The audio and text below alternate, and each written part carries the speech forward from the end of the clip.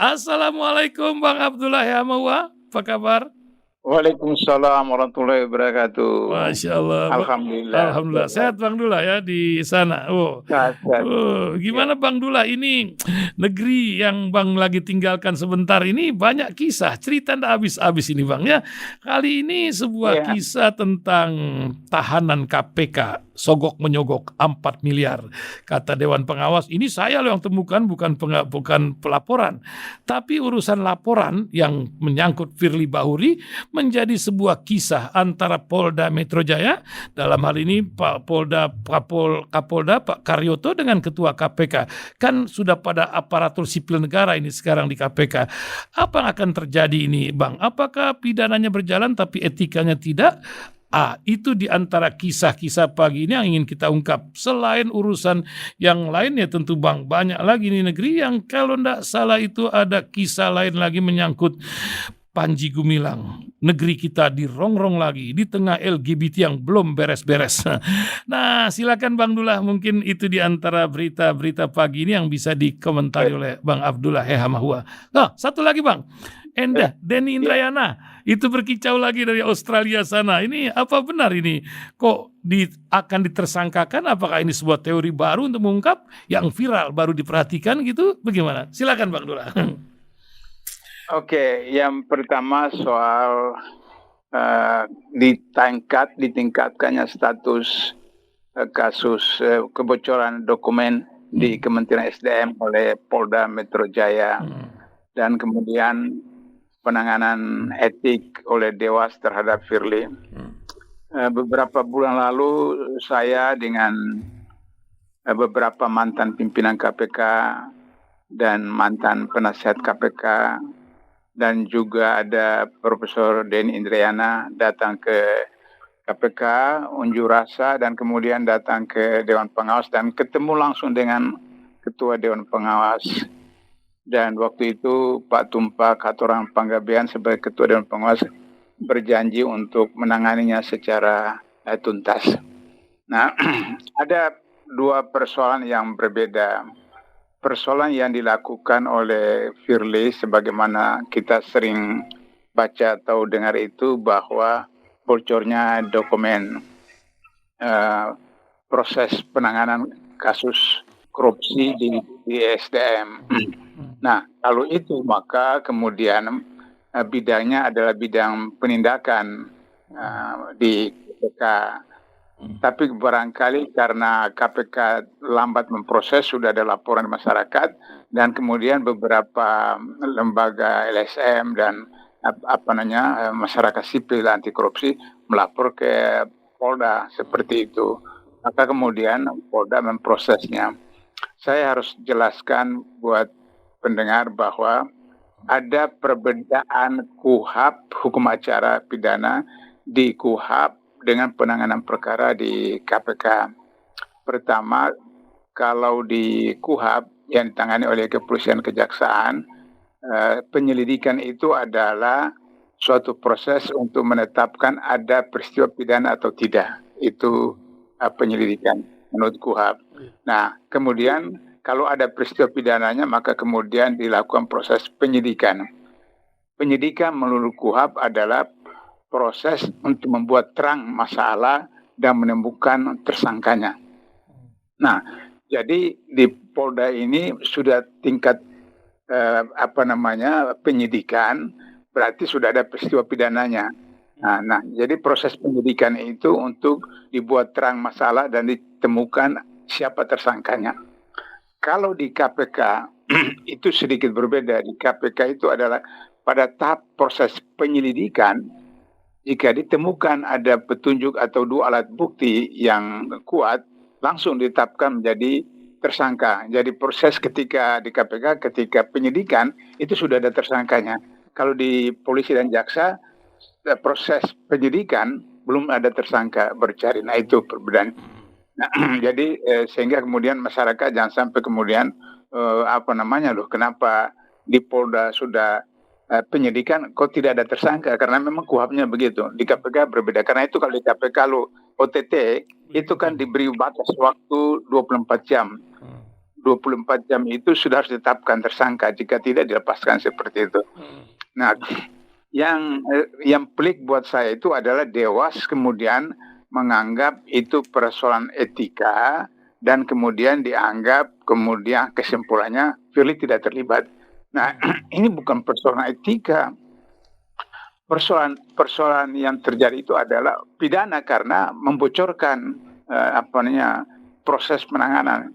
Nah, sehingga seharusnya Dewan Pengawas itu langsung merekomendasikan kepada Deputi Penindakan KPK sendiri untuk menanganinya seperti itu. Nah, tapi karena teman-teman civil society, LSM anti korupsi menganggap kalau itu ditangani oleh KPK nanti jeruk makan jeruk, maka dilaporkan ke Polda Metro Jaya itu logikanya seperti itu. Dan saya paham kenapa mereka ke Polda Jaya. Nah, sebab Firly ini kan sudah berapa kali melakukan pelanggaran kode etik. Nah, ketika dia sebelum menjadi ketua KPK sudah melakukan pelanggaran dan sudah kemudian hukumannya berat seperti itu. Nah, kemudian ketika sudah jadi ketua KPK menggunakan helikopter yang dibiayai oleh pengusaha itu, maka sudah dikasih peringatan. Nah, kedua ini kenapa kemudian dianggap tidak melanggar kode etik, karena kalau 2 kali dipecat dalam SOP di KPK. Kalau melakukan pelanggaran kode etik 2 kali, maka itu dipecat. Sementara ini Firly kan orang istana. Kalau dipecat, maka kemudian harus diganti. Nah, diganti itu problem sehingga dengan begitu maka harus dibuat supaya tidak ada bukti terlibat sehingga kemudian tidak dipecat seperti itu. Jadi ini kenapa demikian? Karena Dewan Pengawas itu diangkat oleh Presiden. Dengan demikian maka tidak mungkin Dewan Pengawas melakukan sesuatu yang merugikan Presiden. Nah, karena itu maka dibebaskan. Nah, harapan saya agar supaya masyarakat sipil, LSM, mahasiswa itu datang saja ke Polda Jaya memberikan dukungan, memberikan dorong supaya kemudian diproses sampai kemudian ditemukan tersangka dan diproses. Itu soal Firly. Persoalan yang kedua 4 miliar tahanan KPK itu. Jadi begini, saya melihat bahwa seakan-akan Firly ini masuk ke KPK itu dengan 2 target. Pertama, untuk melindungi pejabat tertentu, karena dulu kalau masih diingat ada kasus buku merah. Buku merah itu adalah melibatkan Tito ketika jadi Kapolda Metro dan kemudian Jokowi menjadi Gubernur DKI. Nah, sehingga kemudian buku merah itu terjadi kasus, kemudian pejabat-pejabat atau pegawai-pegawai penyekap itu dibuang dipecat dan seterusnya. Sehingga buku merah itu tidak tertangani. Maka kemudian Firly ini dipaksakan untuk jadi ketua KPK supaya melindungi pejabat-pejabat yang terlibat. Yang kedua, juga kemudian Firly ini dimasukkan agar supaya melakukan pembusukan dari dalam KPK. Sehingga kemudian akhirnya nanti lahir kesan dalam masyarakat KPK sudah tidak bisa lagi diharapkan sebelumnya KPK dibubarkan seperti itu.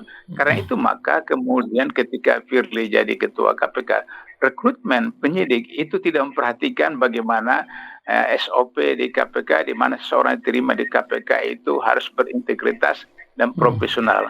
Integritas yang pertama, profesional yang kedua, seperti itu. Ternyata kemudian kasus penyidik KPK pada periode jilid 2, jilid 3 dan sekarang itu hanya baru setahun jadi penyidik KPK sudah kemudian ambil uang sitaan itu. Itu saya tanya sama teman-teman KPK, ini kapan dia masuk KPK? Baru setahun, Pak. Ini waktu Firly. Berarti maka kemudian Firly ini melakukan proses rekrutmen untuk orang-orang yang tidak mempersyaratan dengan konteks atau strategi membusukkan KPK dari dalam. Nah, itu yang jadi masalah. Kemudian sekarang ini yang terjadi itu ada di Jakarta Timur, jadi rumah tahanan KPK yang di Jakarta Timur. Nah, sekarang itu kalau dia status rumah tahanan berarti masih tanggung jawab KPK. Tapi kalau sudah divonis maka bukan tanggung jawab KPK, itu tanggung jawab Kementerian Hukum dan HAM seperti itu. Nah, karena ini rumah tahanan, berarti masih status di bawah tanggung jawab KPK. Nah, persoalannya sekarang itu adalah bahwa yang terlibat itu petugas. Nah, petugas itu kan tidak harus orang KPK atau juga orang KPK yang bertugas di sana seperti itu.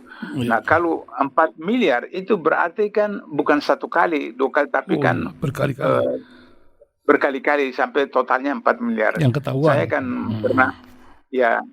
Saya kan pernah di penjara kan waktu mahasiswa demonstrasi. Jadi saya tahu itu bagaimana orang datang itu bawa apa ampau semua. Ya, ampau lah segala macam seperti itu. Nah, sehingga begitu terjadilah kasus seperti itu.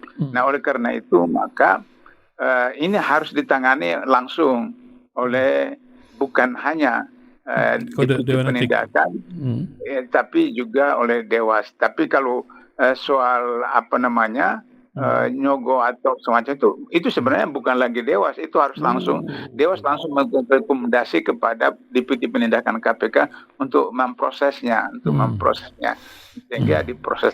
Kalau dia misalnya yang terlibat itu bukan penyidik, jadi mungkin katakanlah satpam KPK, maka diserahkan ke Polda Metro Jaya untuk tangani pidananya.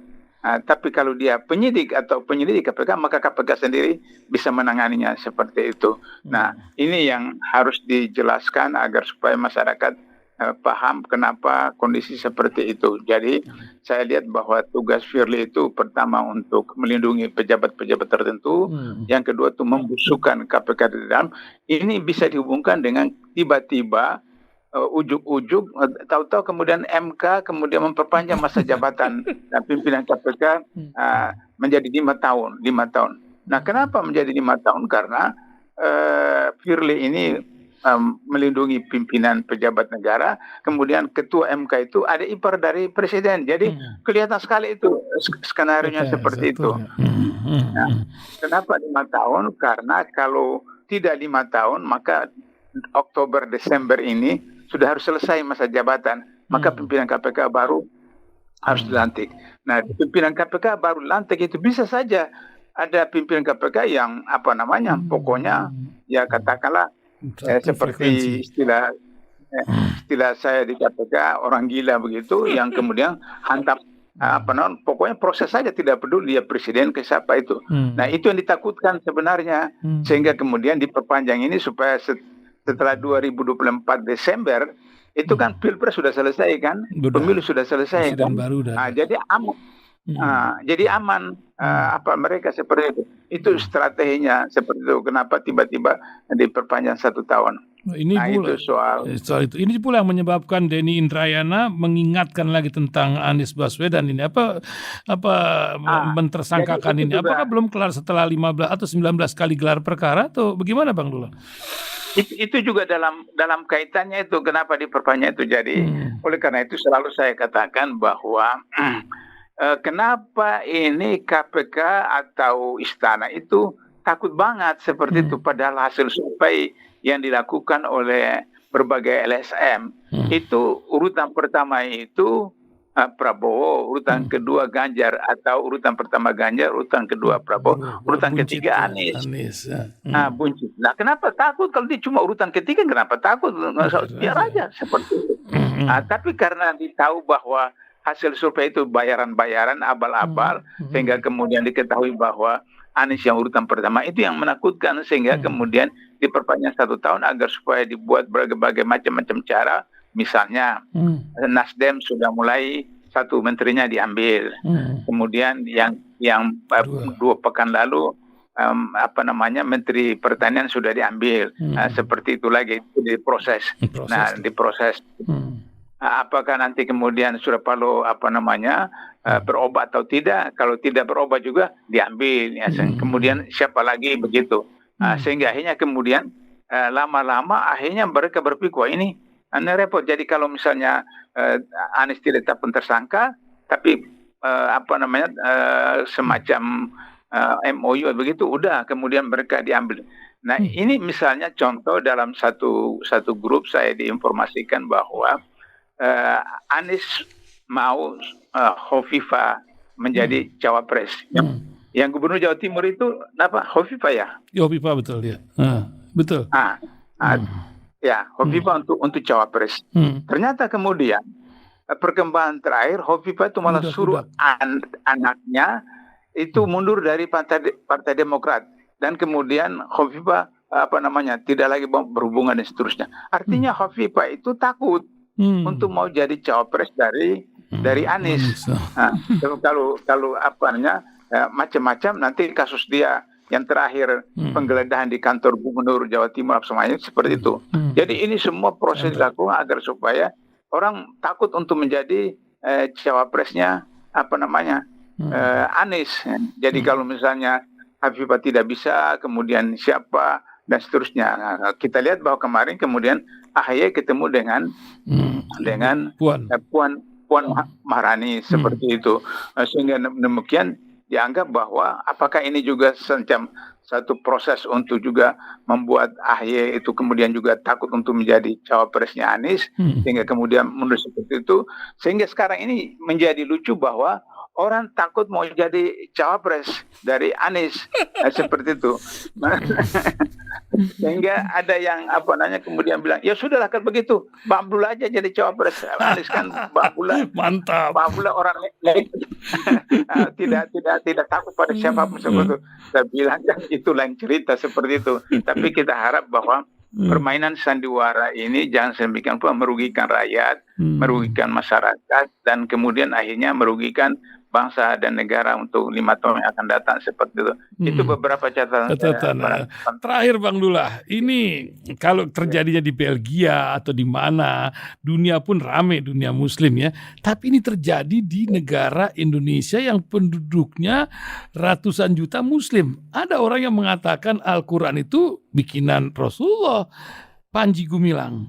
Tapi kok gini penanganannya? Apa Bang Dullah lihat dari fenomena yang satu ini? Ada udang di balik lempekkah berita ini atau apa Bang? Ya, jadi Panji Gumilang ini tahun 80-an sesudah peristiwa Tanjung Priuk itu kemudian juga hijrah ke Sabah Sarawak.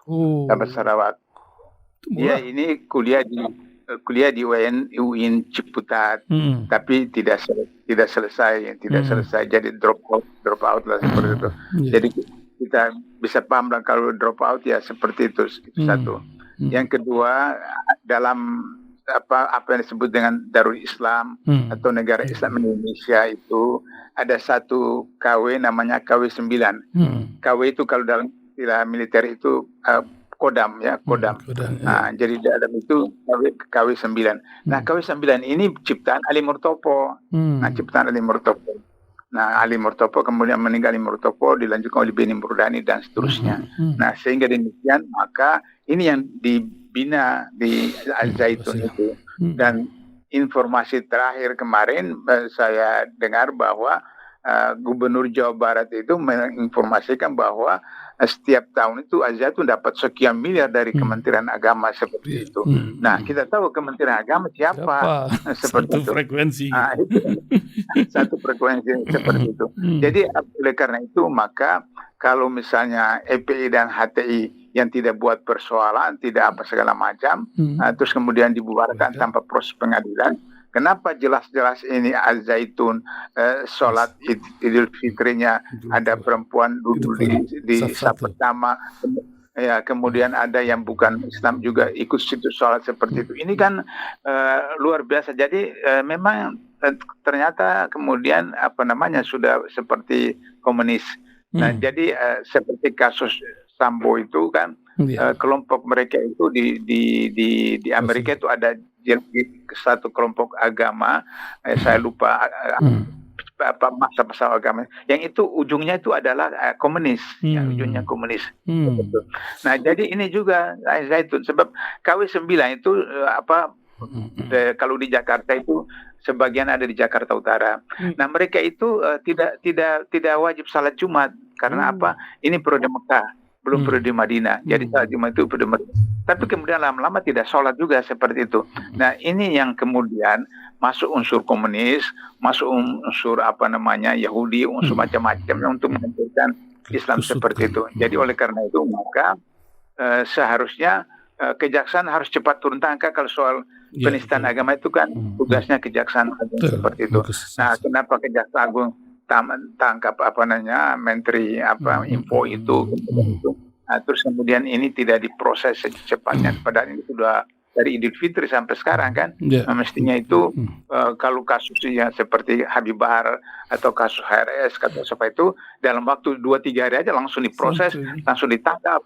Nah, ini dari Ramadan sampai sekarang, dari Idul sampai sekarang sudah berapa lama kok dibiarkan seperti begitu. Jadi ini berarti satu proses untuk bagaimana menghancurkan Indonesia melalui menghancurkan umat Islam sehingga pecah belah dan kemudian komunis itu mudah masuk. Jangan lupa bahwa salah satu ciri komunis itu di mana-mana adalah mengadu domba, kemudian menyuburkan kemiskinan. Dan sekarang itu harus kita lihat bahwa pemerintah dalam hal ini Kementerian Hukum dan HAM akan membuka program pendaftaran warga negara secara online. Nah, ini kan luar biasa. Online. Betul itu. Nah, sementara sekarang ini sudah ada masuk di mana di Jawa Barat, di Bogor, kemudian di Sulawesi Tengah, Sulawesi Tenggara, kemudian di Maluku Utara. Nah, itu luar biasa. Itu secara selundupan pakai paspor wisata seperti itu. Nah, ini kalau sudah pendaftaran online, itu bagaimana kita bisa tahu berapa puluh juta atau berapa ratus juta seperti itu. Itu luar biasa. Saya sekarang kan di Malaysia untuk membantu juga proses anak saya yang sulung itu karena dia menikah di Malaysia. Sudah dari SD kelas 1, sekarang sudah umur 40 tahun lebih. Berapa kali mengajukan permohonan untuk warga negara. Tidak lolos. Tidak mudah ya? Tidak mudah. Tidak lolos. Sudah beberapa kali. Itu. Nah, Indonesia itu mau buat online, organ online. Bagaimana bisa kita tahu seperti itu? Nah, jadi ini semua rekayasa satu semacam suatu koneksitas antara kelompok-kelompok yang mau menghancurkan Indonesia dengan cara menghancurkan umat Islam, dan inilah yang dimaksud oleh surat Al-Baqarah ayat 120 yang lalu pada 15 abad yang lalu, walan tarda ankal yahud wal nasara hatta tabi millatahum. Mereka itu tidak akan berhenti sampai menjadikan kalian mengikuti agama mereka. Nah, itu bahaya buat kita pada kondisi hari ini. Begitu. Terima kasih Bang Dullah, luar biasa. Idul Adha di sana Bang Dullah atau di sini nanti? Oh enggak, tanggal 26 saya kembali karena saya khotbah di BSD. Oh, di BSD. Khotbah Idul Fitri. Kamis, Jumat, Kamis, Rabu? Idul Adha ya.